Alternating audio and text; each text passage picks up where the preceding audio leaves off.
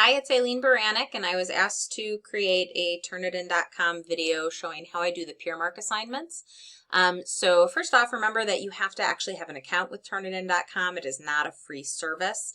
My school, you can see, has an account. So the first thing you have to do is set up your classes, and it's really easy. Once your classes are set up, the first thing you do is you add an assignment. You click that. And it'll walk you through, the start date, the due date, the post date. Post date is like when your grades would show if you do it. And you can see my students have one due tonight, and 8 of the 21 have submitted it. Let's hope they get them in before tomorrow morning. But I'm going to set up the Peermark assignment so that you can see how I do that. So I am going to add an assignment again, but this time I'm going to choose Peermark. And I go to the next step. And up here it says, okay, well, which of these 2 assignments do you actually want to have them go through and do some peer editing on? So I'm going to choose the indentured servant DBQ because that's what they were doing. For the title, I'll just put in there indentured servant DBQ because it doesn't really need anything else. It doesn't need instructions because my students know what to do. Now you've got choices here. Allow students to view author and reviewer names. I'm not going to choose that, but I am going to click allow students without a paper to review. So if one of my kids doesn't get it done, then in class when we're doing peer editing, they still have to do it. They're not going to get the benefit of any feedback on their own writing, but they're at least going through somebody else's DBQ and hopefully thinking about whether or not they're seeing the different elements that they are awarding. You can add point values if you are doing this for points, but this is an in-class activity and I don't give points for a lot of in-class stuff. They're just kind of expected to do it.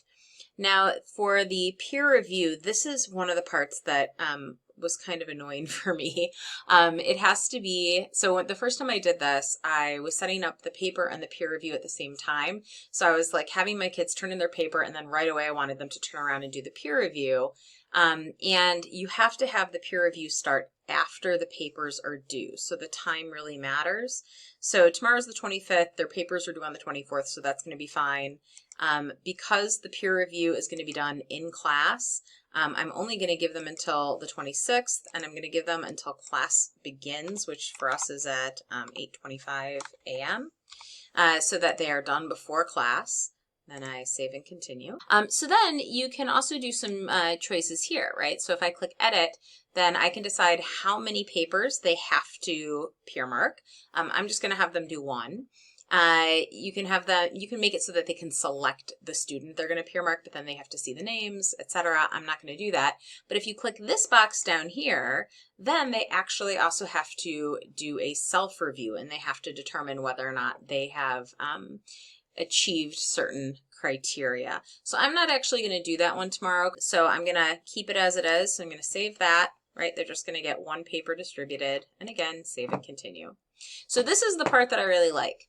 The first thing that you have to do is create your questions, and you do that just by adding a question, and you can choose free response or a scale type of question. That was where I did yes and no answers. I just did like 1 yes, 2 no instead of like a full scale, although I think I might have done like, in the future I might do like 1, like no they didn't get it, 2 they're close, and 3 yes, they got it. But that's not what I have. But the nice thing about it is that once you've got those questions in, whatever questions you want students to be answering while they're peer reviewing, you can reorder the questions, and you can also save the questions you create to a library. So like I've already created my DBQ peer grading. So I click that, and I'm just going to add all the questions.